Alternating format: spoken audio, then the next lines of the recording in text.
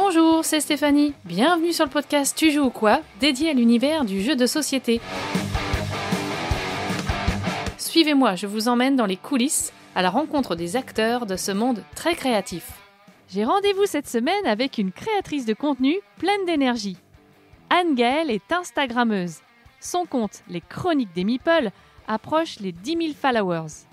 Avec son compagnon Sébastien, alias l'homme de l'ombre, elle partage ses avis et ses expériences ludiques avec beaucoup de passion, d'authenticité et un brin de folie. Anne-Gaëlle est aussi chroniqueuse dans l'émission radiophonique C'est ludique chaque mercredi.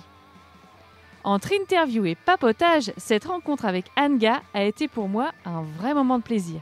Salut Anne-Ga! Salut! Alors ça fait plaisir de te recevoir à mon micro. Bienvenue sur le podcast. Eh ben merci, je suis ravie, je suis impressionnée de parler derrière un micro. Je n'ai pas l'habitude, d'habitude je parle dans mon téléphone. Ouais, bah écoute, c'est presque pareil, hein, tu vas voir. C'est presque pareil. L'avantage, c'est qu'on ne voit pas le décor, tout ça. Mais, c'est ça. Mais aujourd'hui, je ne suis pas en pyjama. Bon, bah voilà, déjà, c'est ça. Je confirme. Elle est toute pimpante. C'est la première fois que je reçois une créatrice de contenu. Oui. Voilà, sur le podcast. Mais c'est vrai que j'avais envie aussi de parler de cet aspect-là dans le monde du jeu de société. Ça prend aussi de l'ampleur et c'est aussi un vrai acteur du jeu. Ça va vite, le monde s'est vachement développé. Moi, depuis le début, on voit en effet beaucoup de créateurs de contenu, de personnes qui parlent de jeux. Donc c'est vrai que c'est intéressant et moi je suis très contente. La communauté, voilà, des influenceurs, même si j'aime pas ce mot-là, mais on en reviendra aussi. Moi j'aime pas. Voilà, c'est pareil, c'est pas forcément. En tout cas, c'est agrandi aussi effectivement presque aussi vite que le monde du jeu de société. Oui. Donc Anne-Ga, tu es sur Instagram depuis février 2019. Donc là, ça fait pile 5 ans. Et ouais, mais tu vois, c'est parce que tu me le dis, parce que je j'ai pas fait attention. Il y en a qui font les anniversaires Instagram, qui disent tiens, c'est mon birthday-gram ou je sais pas quoi. Mais moi, c'est vrai que j'ai pas spécialement compté. Mais oui, ça passe vite finalement. Donc là, 5 ans, donc 9200 followers. Et ouais. Donc, et puis 1300 publications. Donc tu chômes pas quand même. Non, c'est vrai. Tu chômes carrément pas. J'aime bien jacasser. Jacasse beaucoup. Alors, on va repartir au début. Pourquoi en février 2019, tu te dis, tiens, je vais créer un compte pour parler de jeux de société? Comment tu t'es lancée dans l'aventure? Alors, de base, j'avais un Instagram personnel et on jouait à des jeux de société, mais toujours les mêmes. Enfin, toujours les mêmes. On avait la ludothèque, on allait découvrir des jeux, mais je me suis dit, est-ce qu'il y a autre chose que ce que la ludothèque propose? Donc, je me suis dit, je vais aller voir sur les réseaux sociaux. Et j'avais pas envie d'avoir mon Instagram personnel qui était en privé. J'avais pas spécialement envie d'avoir des personnes. Donc je me suis dit, je vais créer un compte public, mais sous le nom On joue dans le 76. Et comme ça, je pourrais commenter, suivre des personnes et avoir vraiment, si je veux que du jeu de société, me dire, je me mets sur ce compte-là et je verrai que du jeu de société. Et si je veux mon perso, sur mon perso. Et c'est parti comme ça, sans aucune vocation de me dire je vais parler de jeu et je vais faire 1300 publications. Oui, c'est ça. Au départ, c'était juste finalement une veille ludique, quoi. Oui, exactement. Voilà, je peux aller voir un petit peu partout ce qui se passe. Je peux moi aussi faire des photos de mes petites parties, puis dire ce que j'en pense. Et puis, et voilà. Voilà, donc on joue dans le 76 puisqu'on est dans le 76. Exactement, voilà, très bien la Normandie. Hein. On est pour la Normandie toutes les deux. Voilà, et on n'est pas très loin. Donc, et nous, on s'est connus aussi grâce aux jeux de société. Oui. Grâce à nos maris au départ. Voilà. Mais oui, ils travaillent quand même dans la même ville. Voilà, c'est ça, travaillent dans la même ville. Et puis ton conjoint qui est l'homme de l'ombre quand même de l'Instagram. C'est ça. Alors lui, il aime jouer avec moi, mais il n'aime pas lire les règles, faire les photos et écrire. Ok, bon donc il m'accompagne partout et c'est vrai qu'on joue on joue quand même beaucoup, ça prend une grande partie de notre vie et c'est vrai qu'il est toujours là avec moi, même s'il y a des déplacements à faire, si on est invité quelque part, il est toujours avec moi pour jouer, me donner son avis et puis après c'est mes petites mains qui font le reste. C'est ça, donc c'est Seb le testeur en premier lieu. Exactement, et il a des avis bien tranchés, hein. Quand j'écris, il y a toujours un peu de Seb, un peu de moi, et puis dernièrement j'ai même voulu faire apparaître, vu qu'on le voit jamais spécialement en photo ou autre, mais j'ai fait apparaître sa petite tête sur nos avis pour que lui aussi, parce qu'on n'a pas toujours les mêmes avis finalement. Parfois moi je suis emballée par quelque chose et lui pas du tout, et parfois c'est l'inverse, ou parfois on est d'accord. Donc j'ai fait apparaître sa petite tête aussi sur nos avis pour dire voilà, lui il a aimé, moi j'aime moins, et puis et voilà, essayer de le faire apparaître à sa sauce. Alors avant de vraiment parler de ton compte et de l'évolution de ton Instagram, comment toi t'es tombée dans la marmite du jeu de société? À cause de l'homme de l'ombre. Ah, ok. L'homme de l'ombre était animateur donc, dans une ville, la petite ville de Lillebonne, dans le 76. Et il travaillait aussi en ludothèque. Et la ludothèque faisait un vendredi par mois des soirées jeux. Et puis il a commencé à se dire venez copains, venez, on y va. Les copains, je dis ça parce qu'on était au lycée. Donc moi, je devais avoir 17 ans. Bon, t'as quel âge? Donc il y a 12 ans, j'ai 30 Voilà, ans. bon, Donc, ça va. ça fait 12-13 ans, oui, même un petit peu plus. Ouais, je dirais bien que j'avais 17 ans. Et puis le vendredi, on allait à cette soirée jeu. On était là jusqu'à la fermeture et on découvrait plein de jeux. Et c'est surtout qu'on m'a fait essayer. Un jour, on m'a dit assieds-toi, tu vas essayer un jeu de 2 heures. Et j'ai fait quoi? Comment on peut rester 2 heures? Mais ça va être horrible. Et finalement, j'ai commencé la partie. Au bout de 2 heures, c'était fini. Et moi, j'ai eu juste une impression qu'il s'était passé 10 minutes. Et c'était quel jeu là? Les Chevaliers de la Table Ronde. Ok. Voilà. Donc c'est un Et jeu. t'es tombé sur le félon, non? Non, on n'a pas fait le félon pour la première partie parce que bon, déjà c'était mon premier gros jeu entre guillemets. Maintenant, je me dirais même pas que c'est un gros jeu, mais c'était le premier jeu long que je faisais et je pensais pas qu'on pouvait autant s'amuser sur une table de jeu. Donc après, voilà, ça a été récurrent. On est allé à la ludothèque, on a fait les soirées jeux, on a acheté quelques jeux à la maison et puis une chose en entraînant une autre, je me suis dit tiens, c'est vrai que c'est sympa entre amis de faire un jeu et de passer une soirée autour d'un jeu, c'est chouette. Donc voilà, j'ai voulu en connaître d'autres et puis pas me limiter à la ludothèque et aller voir ailleurs ce qui se passait. D'accord. Oui, donc déjà un bon parcours de joueuse avant de te lancer sur les réseaux quand même. Oui, voilà. Puis j'étais animatrice aussi en centre de loisirs. Donc on faisait des jeux de société, on allait à la ludothèque et autres, mais oui. Ok. Alors Instagram, effectivement, tu te lances un petit peu par hasard, enfin plutôt veille ludique comme on disait au départ. Et en fait, comment petit à petit tu décides de toi-même mettre des posts sur les jeux? En fait, en me baladant, je voyais des posts des gens et je me disais, c'est chouette, tu vois, ce jeu-là, je l'avais jamais vu ou je l'avais vu sur une étagère et je m'y arrêtais pas spécialement. Et puis, qu'ils me disent qu'il y a joué, que c'était sympa. Moi aussi, j'ai joué, j'ai trouvé ça sympa. Et puis, je me suis dit, moi, je connais des jeux que d'autres ne connaissent pas. Donc, tiens, je vais mettre une photo. J'ai joué à ça, j'ai fait ci, j'ai fait ça. On a fait une soirée jeu, j'ai joué à ci. J'ai vu ce jeu-là sur une étagère, quelqu'un l'a déjà joué. Et puis, ça permettait en fait d'interagir à travers les photos parce que j'adore, je suis super visuelle. Donc, de voir une photo qui m'attire l'œil tout de suite, ça me permettait de m'intéresser après aux écrits et autres, et j'ai voulu passer aussi par ce biais-là, de se dire je prends une photo et après je peux discuter avec les gens. Le média vraiment prévu pour ça au départ, Instagram. Oui, c'est ça. hein. Dès que le visuel m'accroche, je vais aller chercher un petit peu plus loin. Maintenant, non, ça a un peu évolué, mais c'est vrai que de premier lieu, je voulais voir des photos de jeux, de voir des plateaux. Et puis après, de me dire, tiens, si ça m'intéresse, je vais peut-être aller sur Internet, lire des articles et autres. Mais visuellement, Instagram, je trouvais que c'était très simple. Tu balayes l'écran, tu vois photo sur photo, et dès que ton œil est attiré, pouf, hop, tu peux t'y intéresser, aller chercher ailleurs. Alors, ça a un peu évolué, oui, effectivement, Instagram, mais tu as quand même, je trouve, tu soignes toujours super bien tes visuels. Ils sont très accrocheurs et il y a toujours une esthétique. C'est vraiment sincère parce qu'on voit tout sur Instagram, effectivement. Mais tu portes toujours soin, je trouve, à tous tes visuels. Je trouve que c'est une vitrine, en fait, Instagram. Tout passe par l'image. Et combien de fois, j'ai déjà fait des blagues en fait sur mes posts où j'ai écrit n'importe quoi. J'écrivais pas n'importe quoi sur le jeu, mais à un moment donné, je faisais une phrase un peu rigolote en disant si t'as lu jusqu'ici, commente. Et c'est vrai que beaucoup de gens vont voir la photo, liker la photo et pas spécialement lire, parce que des fois j'ai écrit des bêtises. Donc certains m'ont dit ah oui, moi j'ai lu, j'ai vu ta bêtise, des choses comme ça. Mais j'ai déjà fait quelques tests. Ouais. C'est sûr que c'est aussi le média Instagram justement très visuel où au départ on s'était plutôt ça, et plus ça va, plus il y a eu effectivement beaucoup de textes ou beaucoup de choses à lire. Ça pouvait être un peu superficiel, peut-être un peu au départ comme support, mais aujourd'hui il y a vraiment du vrai contenu. Alors on trouve un peu de tout, sans doute. C'est ça. Mais en tout cas, toi, pareil, tu as un vrai contenu. C'est-à-dire, c'est pas juste une belle photo. Oui, j'essaye de ne pas rester dans le superficiel de la photo, même si en effet la photo fait beaucoup sur Instagram. Et je suis même souvent limitée, parce qu'on est à 2000 caractères, je crois, sur une publication Instagram, si je ne dis pas de bêtises. Et souvent, j'écris. À un moment, je relève la tête et en fait, ça écrit plus. Donc, c'est que je suis arrivée au bout des 2000 caractères. Et là, je me dis, qu'est-ce que je supprime? Qu'est-ce que j'abrège? J'aimerais parfois écrire même le double de ce que je fais quand je suis plutôt une bavarde. D'ailleurs, je ne sais pas si ça se ressent, mais je suis très bavarde. Et on verra la longueur du podcast à la fin. J'ai souvent envie d'écrire plein de choses et Instagram m'oblige en quelque sorte à être à moi m'arrêter aussi, de partir dans des explications pendant des heures. Au moins ça m'oblige à être plus synthétique. C'est bien d'avoir un cadre. Voilà, c'est ça me cadre plutôt que je fasse n'importe quoi. Et puis sinon j'y passerai aussi des heures. Moi quand je commence quelque chose, même sur mes visuels ou autres, j'aime bien y travailler et je peux parfois travailler une journée entière sur un visuel si jamais ça me va pas, parce qu'il y a un petit bout qui dépasse, il y a un petit ci, un petit ça. Et donc je me dis, si j'avais 5000 caractères, je pense que je ferais les 5000. Et en plus je suis même pas sûre que ce soit lu plus que ça, même si quand même j'ai vu avoir certaines preuves qui me montraient que c'était quand même lu. Alors ton compte, il s'est transformé en chronique des Meeples à quelle période et pourquoi tu l'as fait évoluer? Alors, au début, c'était On joue dans le 76 parce que j'en savais rien. Ça faisait un peu d'ailleurs non Skyblog, tu sais, les vieux trucs. Oui, c'est vrai. C'est vrai. Et c'est justement, après avoir commencé à écrire quelques avis, j'ai eu des messages d'éditeurs notamment Matago. C'était les premiers qui m'ont contacté en me disant tiens, on aime bien ce que vous faites, c'est naturel. Est-ce qu'on peut vous envoyer des jeux ? Il n'y a aucune obligation de quoi que ce soit. Vous les testez, puis vous faites des photos si vous avez envie, vous en parlez si vous avez envie. Et là, je me suis dit waouh, waouh, super honorée parce que Matago en plus c'est un éditeur que j'aime beaucoup. Donc j'étais super contente et je me suis dit ok. Et puis j'ai commencé. Surpris, ça m'a surpris. Je me suis dit attends, je suis qui moi, Anne-Gaëlle, au plein milieu de la Cambrousse du 76.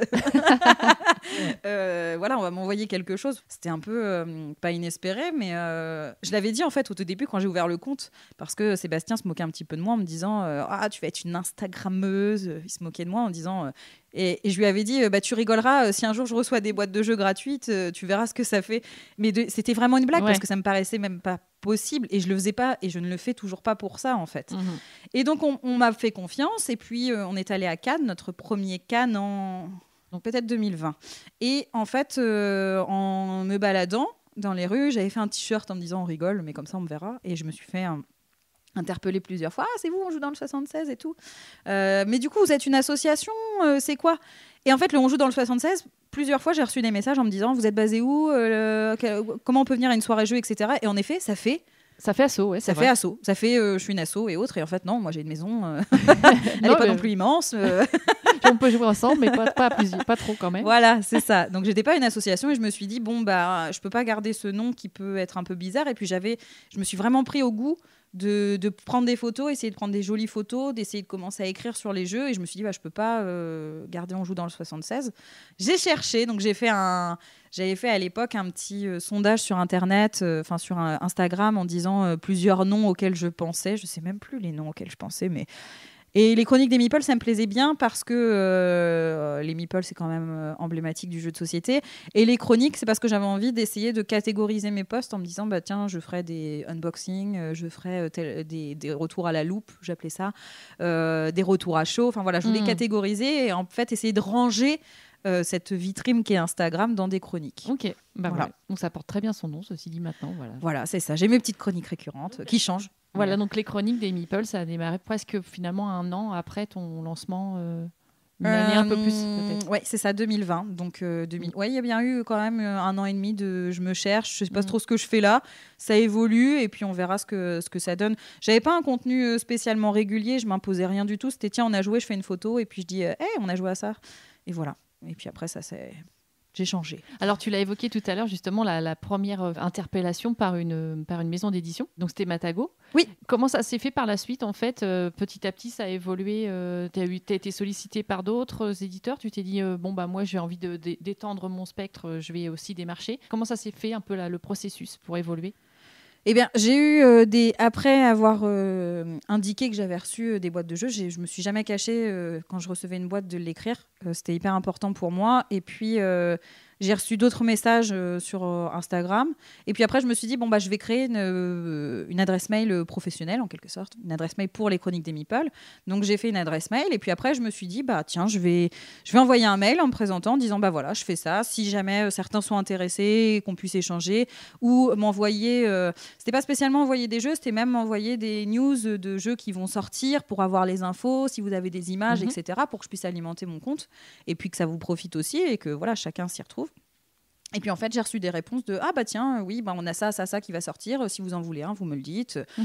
Et ça s'est créé de fil en aiguille comme ça. Et puis après, c'est vrai que le monde du jeu, même s'il s'étale de plus en plus depuis quelques années, il y a quand même des personnes qu'on voit assez souvent. Certaines personnes qui vont au départ être sur les réseaux, vont après travailler dans une maison d'édition et te connaissent et vont te dire tiens, t'as envie de faire ça, ou tu te balades en festival et on te voit, on te dit sympa, puis regarde ce que tu fais, et puis après ils te proposent autre chose, et puis le réseau se crée naturellement. Ouais. Alors je dis pas, j'ai envoyé quelques mails au tout départ pour me présenter ce que je faisais, mais après ça a été plutôt naturel au détour d'une allée à Cannes ou dans un festival ou quelqu'un que tu connais, ça s'est fait assez naturellement. Comment tu as fait évoluer tes contenus ? Parce que je vois que tu testes aussi beaucoup de choses. Oui. Non, mais c'est vrai que c'est intéressant parce que tu ne te cantonnes pas non plus au même type de poste. Enfin, c'est intéressant de se renouveler aussi sur les réseaux. Donc, il y a pas mal de chroniques, tu parlais tout à l'heure, diverses, mais tu as eu la chronique des mini-meeple avec ta fille Luna. Plus récemment, tu as la Gazette ludique. Oui. Il y a le top 50. Enfin, je peux en nommer beaucoup d'avis bien ficelés aussi, parfois des mises en scène. Oui. Qu'est-ce qui t'inspire et que c'est vraiment au gré des envies Alors, je suis quelqu'un qui se lasse assez vite et aussi, j'aime bien changer. J'aime bien essayer de ne pas me cantonner. Il y a eu un temps où là, je faisais toujours la même chose. Et en fait, ça m'a presque ennuyée. Je me suis dit, je le fais plus par le plaisir, par l'envie. Et donc, en fait, je suis toujours motivée par mes pulsions personnelles, en fait. Et il y a quelque chose que je déteste. Exemple, au tout début, j'avais une chronique qui s'appelait Unboxing. Et j'ouvrais une boîte de jeux, etc. Ce que maintenant, on retrouve partout. Ouais. Et à partir du moment où, en fait, quelqu'un d'autre l'a fait, moi, je m'en suis désintéressée, en fait. Okay. Je me suis dit, c'est plus moi, parce que maintenant, tout le monde le fait. Et puis, de toute façon, on ne peut pas breveter une idée. Puis, j'étais certainement pas la première à l'avoir fait non plus. Mais j'avais cette sensation où je m'éclatais à faire ça. Et quand j'ai vu que d'autres s'éclataient à faire ça, je me suis dit, bon, bah, je les laisse faire. Hop, qu'est-ce que je peux trouver comme autre idée ? Et hop, je rebondis sur une autre idée. Donc, après, j'ai fait mes unboxings en faisant des... ah mince, tu sais, les images superposées. Je faisais bouger les meeples, mais on ne voyait pas ma main. Et c'était des photos que je mettais l'une après l'autre. Je ne sais plus comment on appelle ça...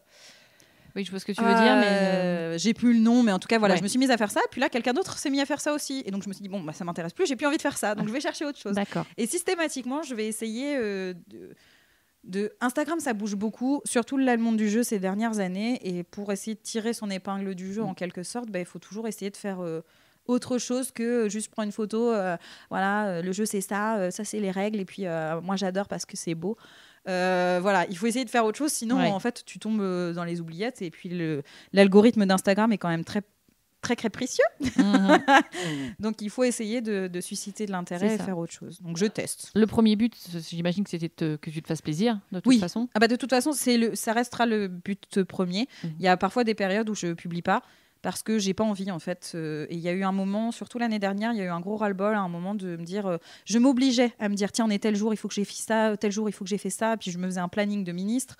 Et résultat, ça me paniquait si je le respectais pas. Et là, je me suis dit, mais... stop, quoi. Oui, parce que ce qu'il faut dire quand même, c'est que ce n'est pas ton métier. Voilà. Ah non, je ne suis absolument pas rémunérée. J'ai jamais été rémunérée pour quoi que ce soit. Alors, certains diront que la rémunération vient de la boîte de jeu. Je ne sais pas si quelqu'un a déjà essayé de bouffer un plateau en bois. Non. C'est pas terrible. Voilà. Le chien peut-être. Oui, c'est ça. Oui, il m'a déjà mangé une boîte de jeu d'ailleurs. J'ai jamais perçu aucune rémunération. On m'a jamais obligée à quoi que ce soit. Et les mails que j'ai reçus qui me proposaient ce genre de choses, j'y ai jamais répondu.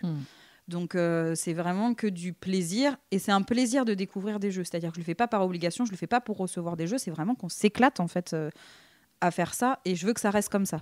J'ai pas créé de compte pour être rémunéré ou autre, ça m'intéresse pas. Alors j'allais dire, de toute façon, Instagram, c'est pas un média comme YouTube par exemple où on se fait rémunérer au poste, c'est ça que je voulais préciser en fait. Oui, alors c'est pas rémunéré par la plateforme par rapport à tes vues, etc. Mais il y a de plus en plus de maisons d'édition ou de distributeurs qui font appel à des créateurs de contenu pour créer du contenu, c'est-à-dire une vidéo règle un peu punchy qui va être en réel, pour faire des photos, pour faire des concours. Et oui, il y a de plus en plus de rémunération, là où on n'en voyait pas du tout. Enfin, quand j'ai commencé il y a 5 ans, ça se voyait pas. Puis de toute façon, les comptes ludiques, j'ai envie de dire, ça se comptait sur les doigts d'une main. Non, on va pas dire ça, mais il y en avait quand même très peu. Là, j'ai l'impression qu'ils s'en créent 10 tous les jours. Alors, j'allais dire, c'était quand même, tu as fait quand même partie un peu des précurseurs, même sans le savoir. En fait, oui, c'est ça, sans le savoir.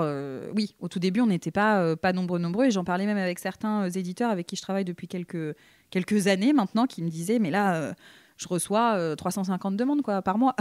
Ouais. Et ils disaient c'était la folie. Même pour eux, j'imagine. Je pense que ça doit être difficile pour peut-être les éditeurs de faire le tri, parce que justement, sans doute, plein de gens se sont peut-être dit c'est cool, on peut recevoir des boîtes gratos. Et peut-être ça a été ça le travers en fait. Ah oui, là complètement, tu vois qu'il y a des comptes qui se créent, qui vont essayer aussi de calquer un peu des plus gros comptes en faisant du contenu similaire, en se disant tiens, moi aussi ça va prendre, ça va marcher. D'autres qui le font par passion. Donc je dirais que c'est un gros fourre-tout Instagram. Et je pense que c'est plutôt aux personnes qui sont sur les réseaux et qui vont chercher des infos qui doivent se questionner sur ce qu'ils veulent en fait. Et parce que là, il y en a partout, quoi. Je passe quelques temps sur les réseaux quand même, et j'ai l'impression de me balader, des fois découvrir des comptes et de me dire, moi, je l'ai jamais vu celui-là, et puis celui-là non plus, et puis hop. Et on peut s'y perdre. D'où la difficulté. On peut s'y perdre. Ouais. Et d'où la difficulté, comme tu disais, de sortir du lot et de se réinventer, etc. C'est ça. Et puis il y a aussi cette idée de, on reçoit une boîte gratuite, on doit dire que du bien. Parce qu'il y a certains gros éditeurs qui vont essayer vraiment, qui vont envoyer plein de boîtes. Donc, tu vas les voir sur tous les comptes partout, du plus petit au plus grand. Et tu vas avoir les comptes qui vont dire, je l'ai reçu gratuit, donc je peux pas dire de mal. Et vu que j'aimerais avoir d'autres boîtes gratuites, je vais dire que du bien. Et du coup, on se retrouve avec du contenu très bisounours. Très insipide, ouais. Très... J'en parle avec certaines personnes que je connais maintenant depuis quelques années, parfois certains que j'ai jamais vus, mais pour qui j'ai l'impression que c'est des amis tellement on a échangé, qu'on a partagé des choses, et puis on partage toujours un petit bout de sa vie sur Instagram, donc de faire partie un petit peu de leur vie et qu'ils fassent partie un petit peu de la mienne. Et on parlait de tout ça, de ce contenu très bisounours. Enfin, moi, ça me donne envie de vomir. Alors justement, c'est important ce que tu dis, parce que ça veut dire que toi, tu as voulu garder cette indépendance aussi, justement, pour pouvoir avoir tes propres avis c'est ça. Positifs ou moins positifs. Alors après, j'ai jamais d'avis très tranché du genre, je vais jamais écrire, et vous le verrez jamais sur mon compte, ce jeu, c'est de la grosse bouse. Ça, c'est quelque chose que je me refuse de faire parce que je trouve qu'il y a toujours des gens qui travaillent derrière les boîtes des jeux. Il peut y avoir des mauvais choix éditoriaux, il peut y avoir des coquilles au niveau d'une mécanique, ça peut ne pas fonctionner, mais ça se trouve, en fait, quelqu'un qui va l'avoir, un joueur lambda qui va y jouer, lui, ça se trouve, il va aimer, quoi, en fait. Du coup, je suis toujours très prudente sur les mots que j'utilise parce que derrière, je trouve qu'il y a toujours du monde. Donc moi, je vais donner mon avis, c'est-à-dire que c'est pas un jeu pour moi. J'ai pas aimé, c'est trop hasardeux. Il y a pas de contrôle sur ci, il y a pas de contrôle sur ça. J'ai subi, mais je vais toujours essayer de tirer le positif du jeu en me disant, voilà, si vous aimez les jeux complètement un peu foufou, loufoques, etc. Enfin, ça va être pour vous. Genre, je sais pas, le jeu du cul, c'est pas mon délire du tout, mais ça me dérange pas de le présenter si quelqu'un me demande un jeu un peu poète-poète pour s'amuser avec des amis à nombreux.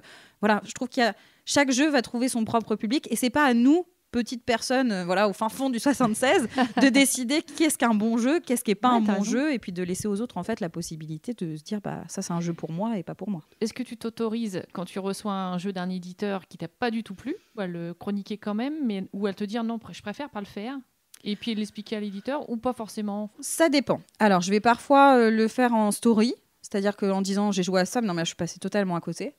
Ça va plutôt être sur des périodes où j'ai plein de jeux. Et c'est pas que je veux pas parler du jeu ou dire du mal du jeu de peur de vexer l'éditeur. C'est surtout que parfois, j'ai pas le temps. Parce que j'ai un travail, j'ai des enfants, j'ai une maison. Et que parler d'un jeu que j'ai adoré ou parler d'un jeu que j'ai pas aimé, parfois, je vais plutôt favoriser celui que j'ai adoré. Et pas par volonté de pas blesser. Parce que sur mon compte, là, dernièrement, j'ai fait un avis où j'étais vraiment en bonhomme pas content. Enfin, pas content. En bonhomme burk. Parce que le jeu, je suis passée totalement à côté. Et j'ai des gens qui ont commenté en me disant moi, j'ai adoré, j'ai pu jouer avec mon fils, nanani, nanana. Alors que moi, je suis passée totalement à côté. Mais je vais pas dire que le jeu est nul. Je vais dire que moi, je suis passée totalement à côté. Je suis pas rentrée dedans. C'est pas du tout un jeu pour moi. Il quitte la ludothèque, quoi. Alors justement, on va parler du côté chronophage. Parce que forcément, c'est quelque chose... le jeu, déjà, quand on est passionné, c'est forcément du temps pour jouer.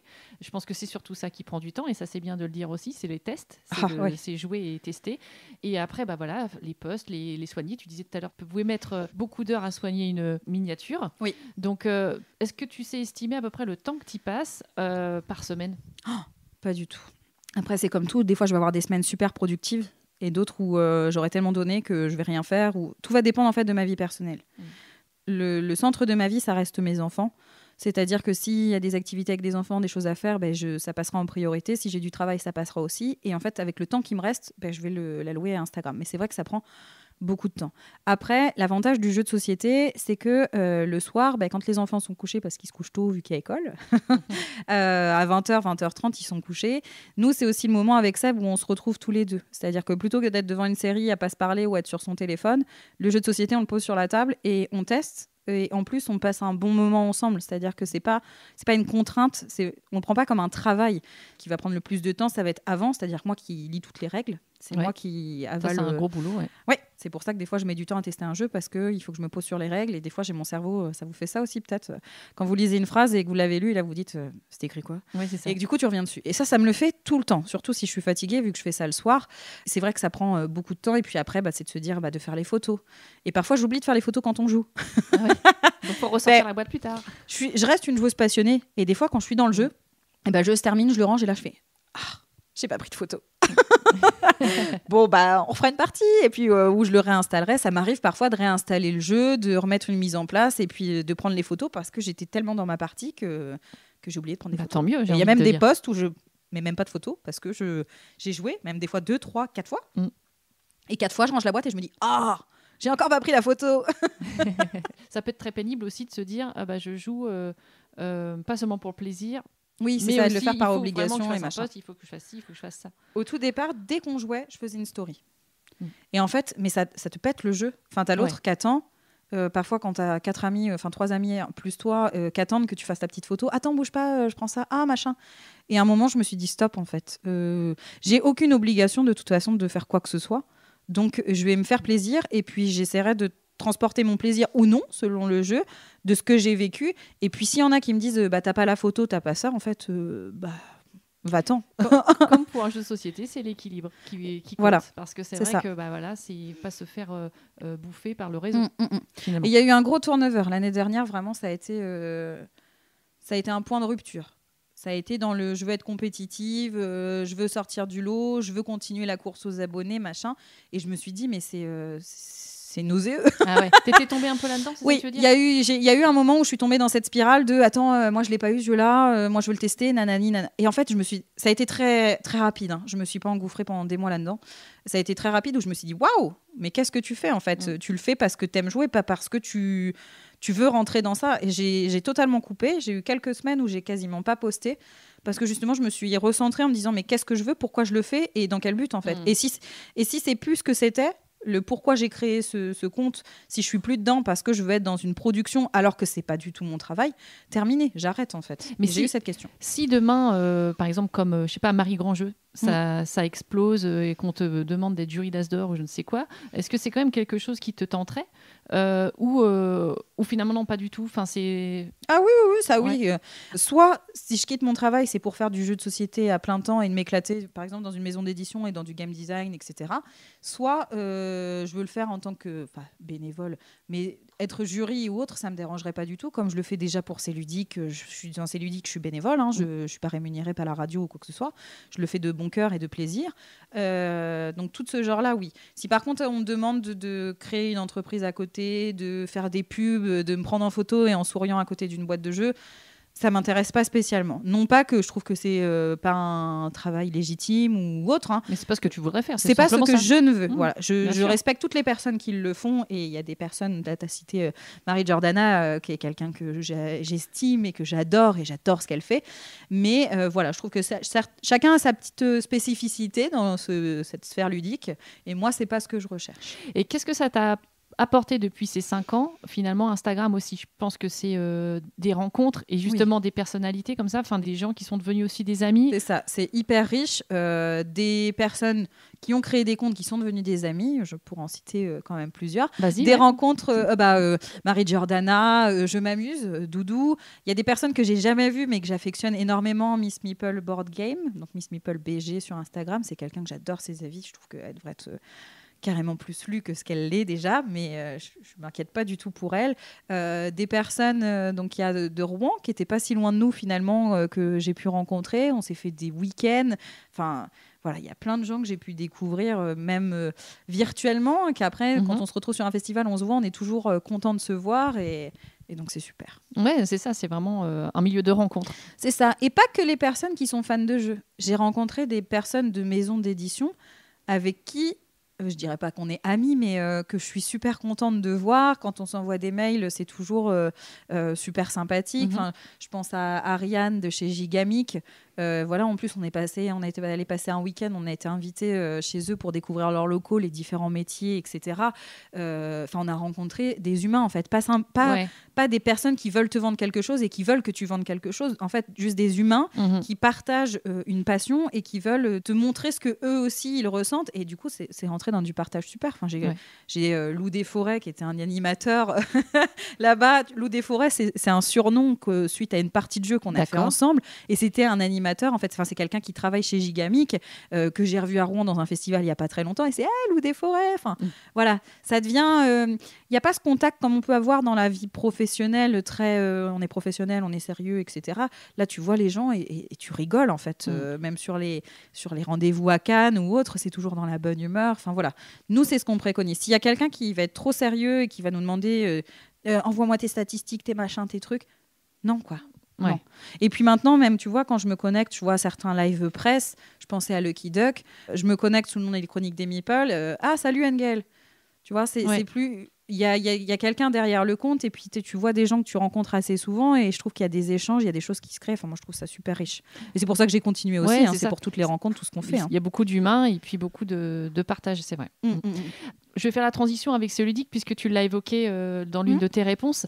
Effectivement, tu es chroniqueuse aussi sur C'est ludique, la radio des jeux. C'est une radio bretonne, c'est en Bretagne. Oui, c'est ça. C'est une des radios en Bretagne. Et puis, chaque jour, il y a un temps... donc, maintenant, c'est une demi-heure parce que pareil, ça a bien évolué aussi. Ça va faire 3 ans. Donc, ça a bien évolué en 3 ans aussi, la place du jeu de société sur cette radio. Et donc, c'est Mathieu qui fait cette chronique quotidienne, finalement. Et puis, qui a plusieurs intervenants, dont je fais partie depuis, 3 ans. Et comment t'es arrivée dans cette histoire ? Justement, c'est par le biais des rencontres dont on parlait tout de suite. Mathieu, je l'avais jamais rencontré en vrai. Il m'a envoyé un message sur Instagram en me disant « Hey, j'ai un podcast, est-ce que ça te dirait de participer ?» Je crois que c'est venu comme ça. Et puis moi, je lui dis « Hey, ok !» Et en fait, le podcast a évolué avec le temps. La participation à la radio qui est aussi en podcast après. On s'est même spécialisé. Et moi, en fait, sur Instagram, j'avais pas trop le public pour enfants. Pourtant, je joue beaucoup avec mes enfants. Au tout début, il y avait que Luna, mais je jouais beaucoup avec Luna. Je trouve que par le jeu, l'enfant apprend plein de choses. Et donc, le jeu pour enfants. Et puis, j'ai dit, Mathieu, écoute, moi, je fais pas spécialement ça sur Instagram. Je peux le faire sur C'est ludique. Et lui, ça lui convenait aussi, voilà, parce que ses enfants étaient un petit peu plus grands. Donc, pour les jeux pour les tout petits, il n'y jouait pas spécialement. Donc, du coup, on s'est dit, moi, je vais tester les jeux pour les tout petits, puis j'en parlerai sur C'est ludique. Donc, ça va compléter. C'est-à-dire que je ne fais pas la même chose, finalement, de ce que je fais sur Instagram, sur C'est ludique, et ça me permet de changer. Donc, sur C'est ludique, j'ai une casquette un peu expert en jeux pour enfants. Voilà, c'est la chronique des mini-meeples. C'est ça, ouais, elle a été nommée comme ça, suite à ce que j'ai fait un temps sur Instagram. J'avais fait une chronique des mini-meeples sur Instagram. Et puis, ça prenait pas plus que ça. J'avais pas spécialement l'audience pour. Et on s'est dit, on va reprendre ça sur la radio. Et comme ça, donc le mercredi, c'est dédié aux enfants. Je parle chaque semaine d'un ou deux jeux pour enfants.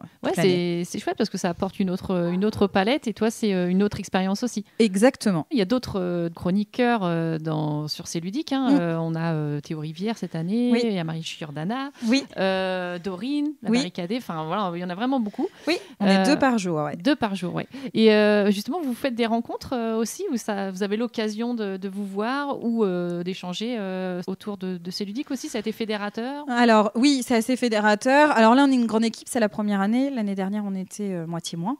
Et l'année d'avant, je dirais même encore un peu moins. Mais il y a le noyau qui est resté. Puis voilà, il y a des personnes super qui se sont ajoutées et qui apportent aussi leur petite pierre à l'édifice. Et on se voit, nous, souvent sur les festivals. C'est-à-dire que chacun habite un peu loin. Donc, le fait d'aller à Paris Ludique, on se rencontre, on se voit. Et à Cannes, notamment. Ouais. À Cannes, l'année dernière, par exemple, on s'est fait un restaurant tous ensemble. On a vraiment passé une soirée. Cette année, c'est pareil. Et puis après, on a un groupe WhatsApp sur lequel on discute ensemble s'il y a besoin de remplacer quelqu'un, voilà, s'il y a besoin d'aborder un point. Et par rapport au C'est ludique d'or aussi, on se fait des visios pour le fonctionnement, comment on décide, etc. Ouais. Puisque là, on était quand même beaucoup. Avant de rebondir sur les cérémonies comme C'est ludique d'or ou Cannes, je voudrais qu'on parle un petit peu de YouTube quand même aussi, parce que tu t'es lancé un peu sur cette plateforme aussi il y a 3 ans. Bon, j'ai pas fait grand-chose. Alors, voilà, c'est pas une plateforme que tu as développée, parce que j'imagine que c'est aussi hyper chronophage. Oui. Voilà.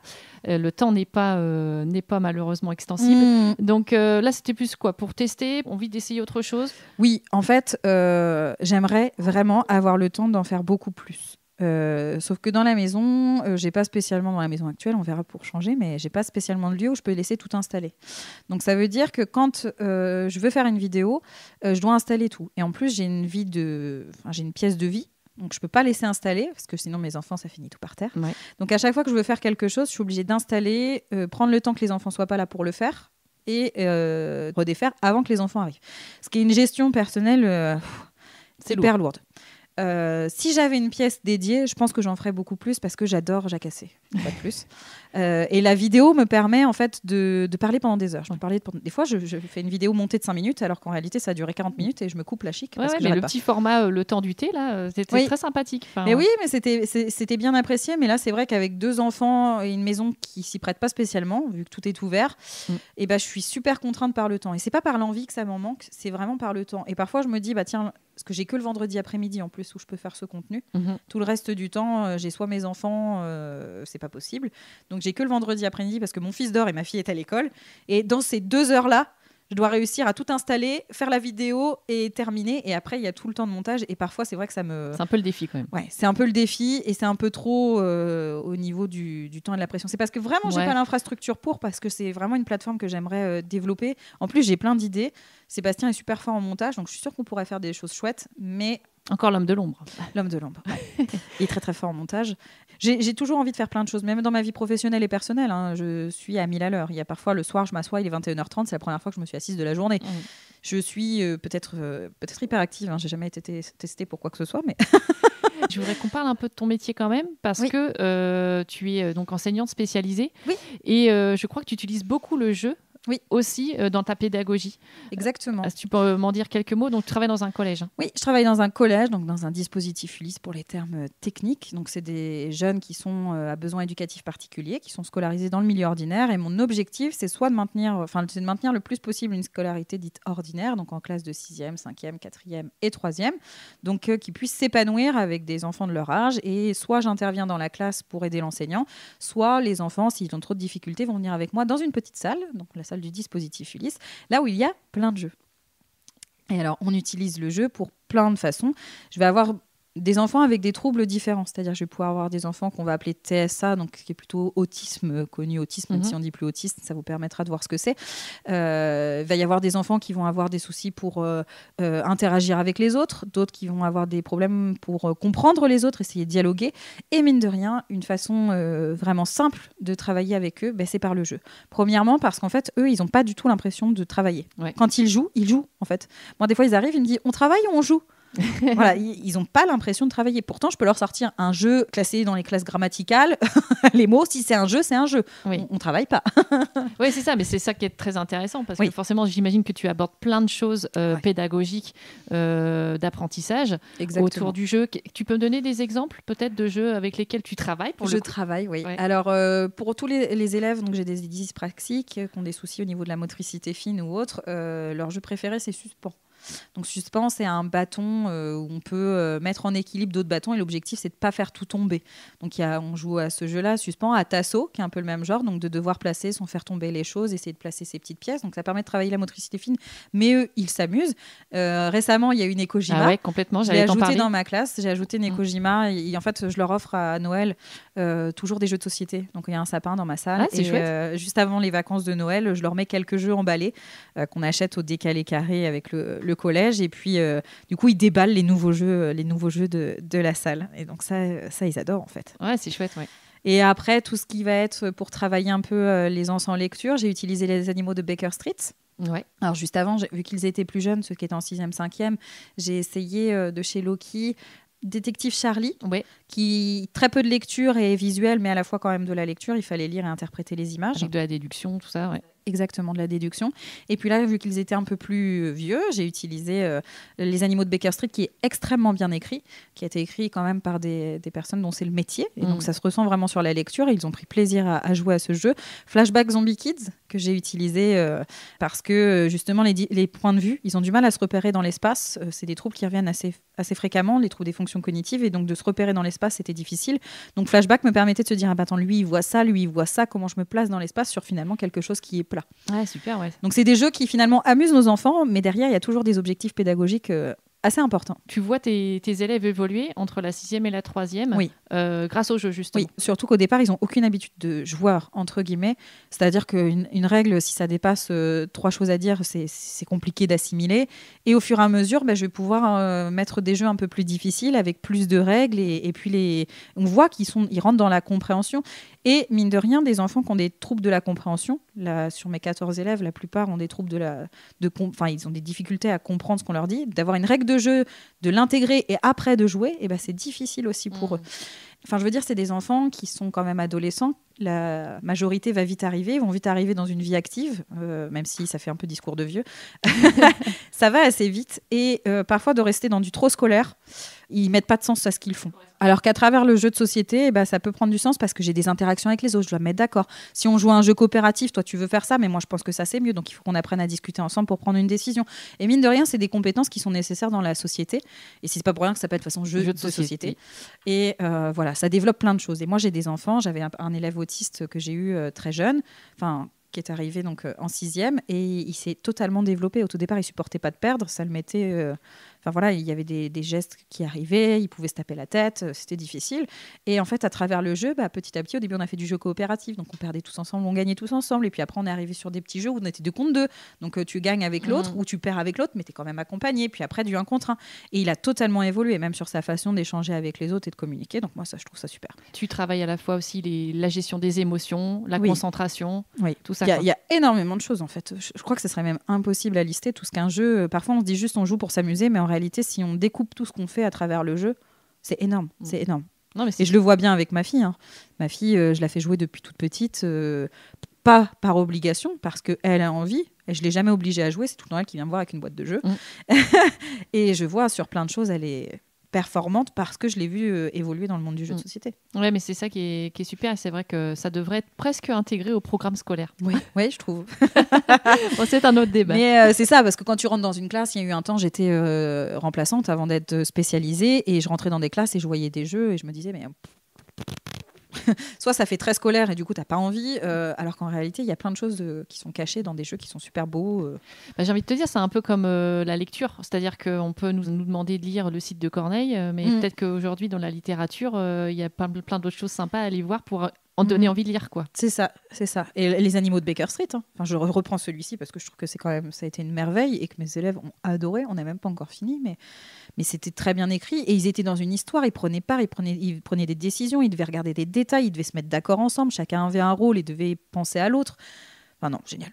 Et pourtant ils ont lu, tu vois. Plutôt que se mettre devant un texte bateau et poser 4 questions sur le texte, et non, là en fait il y avait un texte, il fallait comprendre ce qui était caché dans le texte pour trouver des indices. Donc en fait ils jouaient et ils étaient partie prenante de ce qu'ils faisaient. Chapeau, c'est chouette d'aborder ça comme ça. Non, c'est super. Tu vas en faire des futurs grands joueurs, peut-être. Ah, tu sais que souvent, après les vacances de Noël, il y en a toujours 1 ou 2 qui reviennent en me disant « Ah, du coup, je l'ai demandé à Noël, ce jeu-là, et je l'ai eu !» Et là, je suis un petit peu fière, parce qu'à la maison, ils avaient que le Monopoly, ou souvent, ils vont avoir quand même un Jungle Speed ou quelque chose comme ça. Mais quand ils reviennent, ils me disent « Ah, madame, j'ai acheté ça, enfin, j'ai dit ça à mes parents, ils l'ont pris pour mon petit frère, c'était trop bien. » Alors, tu vois, finalement, tu es une influenceuse. Oh là là, passe-moi. Mais finalement, on est tous influenceurs. Mais bien sûr. C'est parce qu'en fait, influenceur, on pense aux... Ah, j'ai failli avoir un terme pas très gentil. Aux personnes qui te vendent une crème anti-rides en te disant que demain, tu n'auras plus de rides. Donc, ils te vendent monde et merveille dans quelque chose qui n'est pas vrai et où tout est faux.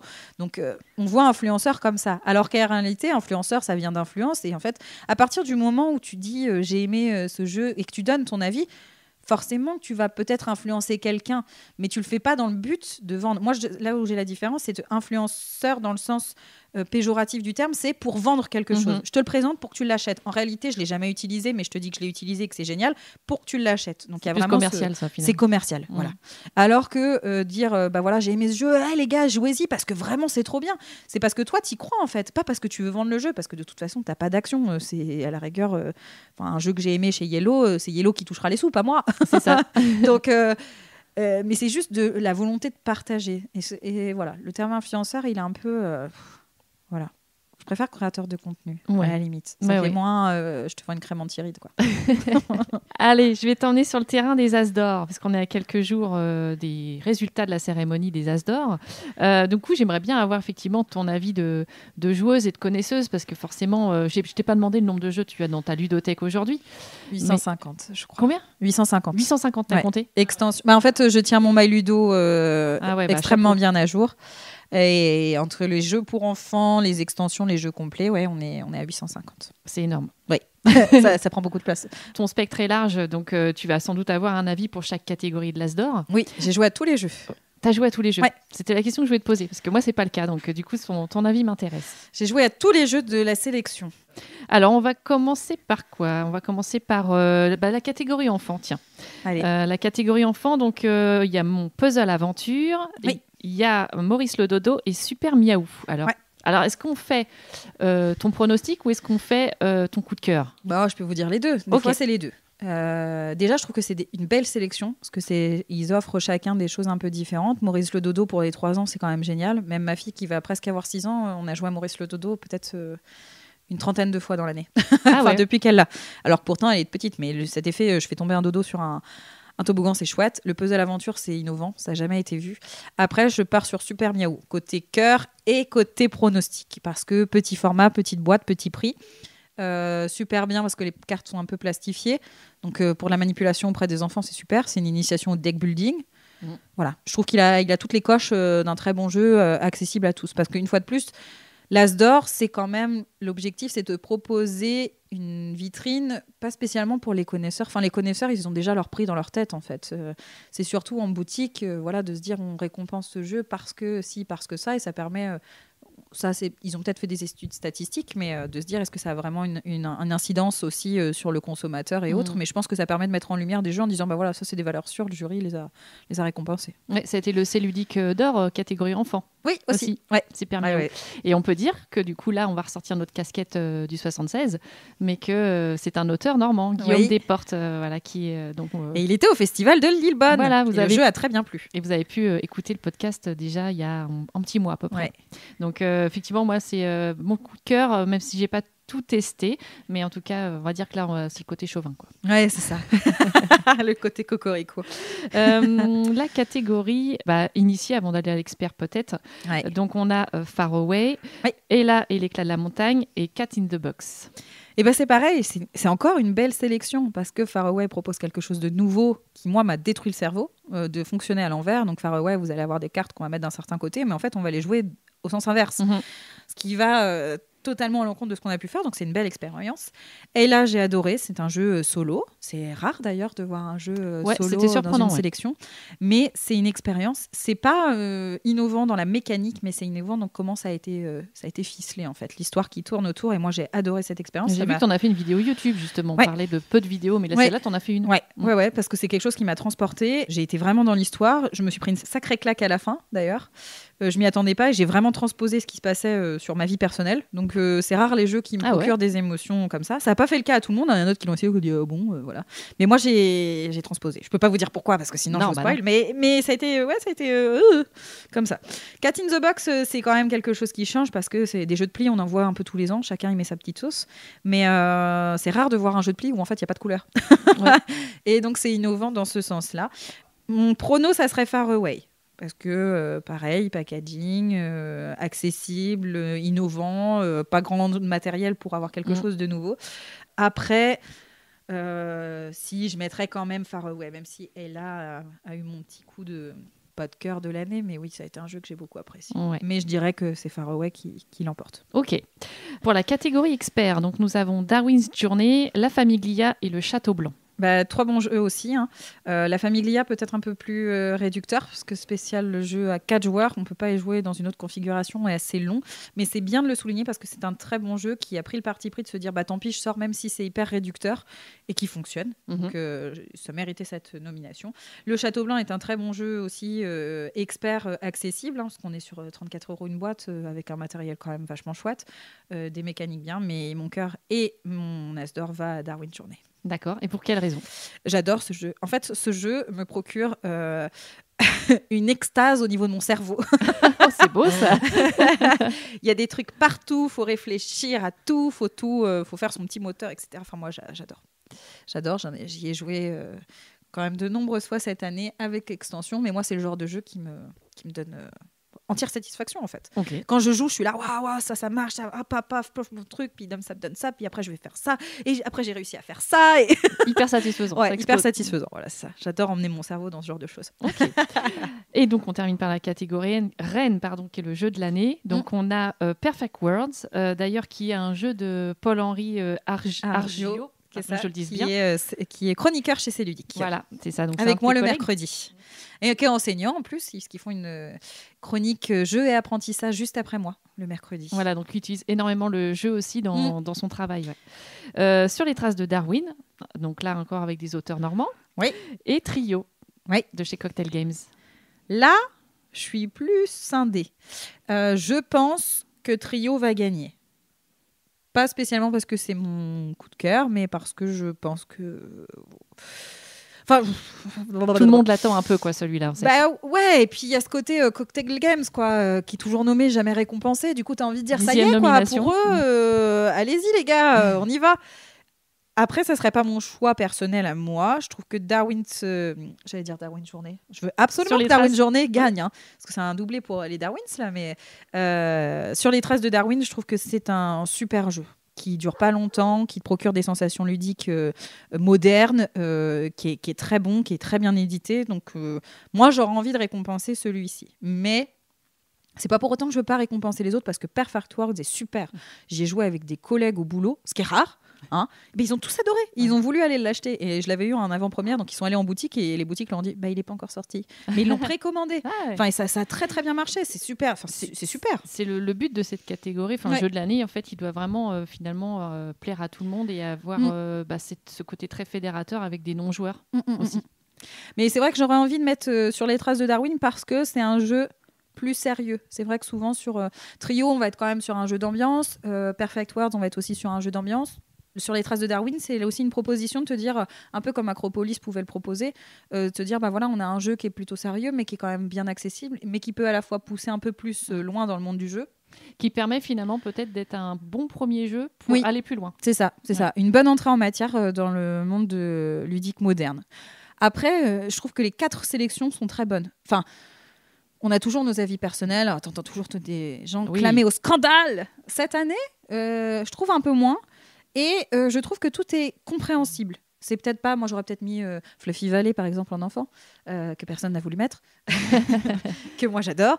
Mais enfin, voilà, je comprends entièrement la sélection, et je trouve que la sélection est bonne et se justifie par rapport au prix de ce qu'est l'Alsdor, en fait. Ok, bon, on a bientôt le résultat. Donc, merci. On y sera. Ouais, on y sera. Merci en tout cas de donner ton avis, parce que c'est intéressant aussi d'avoir finalement un regard. Ouais. Et on verra si j'ai dit totalement n'importe quoi ou pas.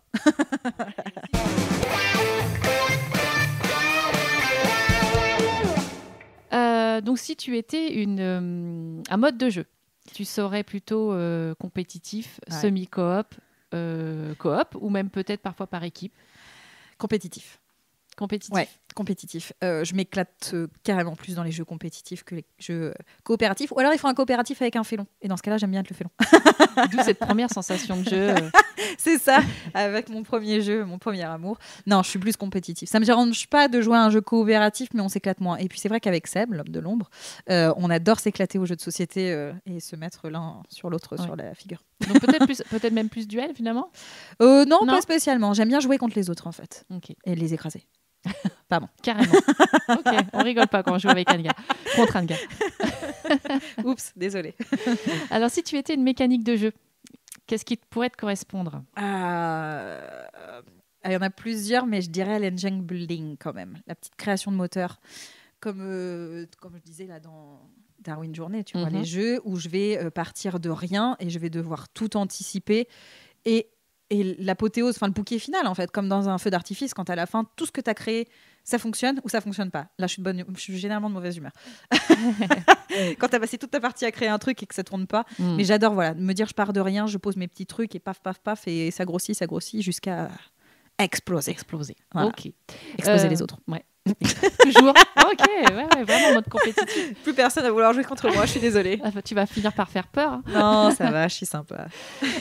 Si tu étais un auteur de jeu, alors c'est vrai que moi je t'ai pas posé la question, peut-être un jour c'est quelque chose que tu envisages. Peut-être as-tu déjà un peu de prototype, j'en sais rien. Non, j'ai pas de proto, on a des idées, des choses.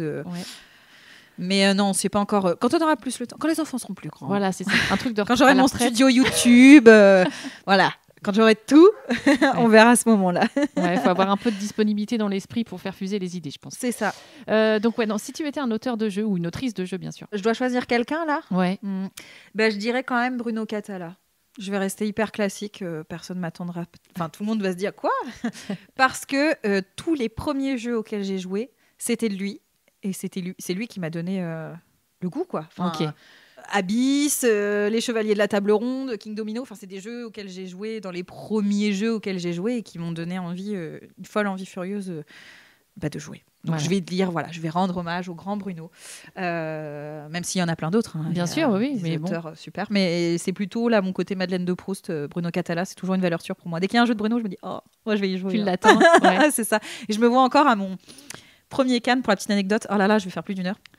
Premier Cannes, on attendait pour la cérémonie des As d'or et là j'ai vu Bruno Catala qui était juste là et je l'ai vu comme si c'était une star. Vous voyez un peu les gens, je tremblais à moitié et j'osais pas y aller. C'est Seb qui a dit bah si, il va demander une photo et on a fait une photo avec, mais j'étais là genre waouh, j'ai une photo avec Bruno Catala. Genre c'est fangirl, la fangirl. Voilà. Bah donc oui. voilà, je vais garder cet auteur pour ça. Ok. Et ben écoute, et si tu avais donc pour finir quelqu'un à me proposer à ce micro pour une prochaine interview dans le monde ludique. Peut-être une rencontre que tu as faite, ça peut être effectivement un auteur, un illustrateur, quelqu'un qui travaille dans le monde du jeu de société aussi dans une maison d'édition, peut-être quelqu'un d'autre qui est sur les réseaux, voilà. Mais je pense que quelqu'un qui pourrait apporter à fond, c'est aussi Marie Giordana, donc Marie GR des Jeux, qui fait quand même plein de choses. Donc à mon avis, ça devrait être quelque chose de très très riche. Côté éditeur, j'ai mon petit coup de cœur sur Ariane de chez Gigamic, qui est aussi très intéressante, qui apparaît chez Un Monde de Jeux, elle a présenté les jeux, etc. Quelle est sa mission du coup ? Elle est dans la communication. Donc c'est avec Ariane qu'on discute de tout. Et sinon, j'aime beaucoup aussi Marion de chez Yellow, qu'on voit donc qui était donc Calawen et les Meeple. Voilà, je trouve que c'est une passionnée et ils ont fait un choix de passionnés d'arrêter aussi leur chaîne. Donc voilà, là à chaud comme ça. Et Mathieu de C'est Ludique aussi, je pense qu'il en voit passer parce que mine de rien, un jeu par jour de présenter. Ouais. Je pense qu'il y a de quoi aussi raconter des choses, même sur le développement de la radio, parce que C'est Ludique a beaucoup évolué ces dernières années, sur vraiment qui y touche et autres. Voilà, parce qu'il n'y a pas full d'abonnés sur Instagram par exemple, mais il y a vraiment une communauté derrière sur Facebook et autres sur les podcasts. Donc ça aussi, ça pourrait être intéressant. De podcast à podcast. Pourquoi ça pas. Fait comme ça. Okay. Bon voilà, je t'ai donné 4 noms finalement, t'en voulais un. Ouais. Toujours plus haut, toujours plus fort. Et voilà, tout ça pour faire 1h05. Ouais, bientôt. Bah écoute, merci beaucoup Anga en fait de m'avoir en fait invité chez toi pour tout dire. Oui. Voilà, parce qu'en fait tu es dans mon podcast, mais en fait je suis chez toi. Donc on se croisera à nouveau bientôt à Cannes. Et puis je te propose qu'on termine par notre phrase habituelle. Ouais. Donc on va dire avec Anga, tu joues ou quoi ? Oui. Et je t'écrase. Tu joues quoi ensemble ? Alors, avec Anne-Gaëlle, des chroniques des Meeple, tu joues ou quoi ? J'espère que cette rencontre avec Anne-Gaëlle vous a plu. Je vous invite à suivre son compte, les chroniques des Meeple, sur Instagram et à partager l'épisode du podcast sur vos réseaux. Dites-moi en commentaire vos propres pronostics pour les As d'or 2024. Dans quelques jours, je serai présente au Festival de Cannes et je compte bien vous ramener de nouvelles interviews. Alors, restez bien à l'écoute.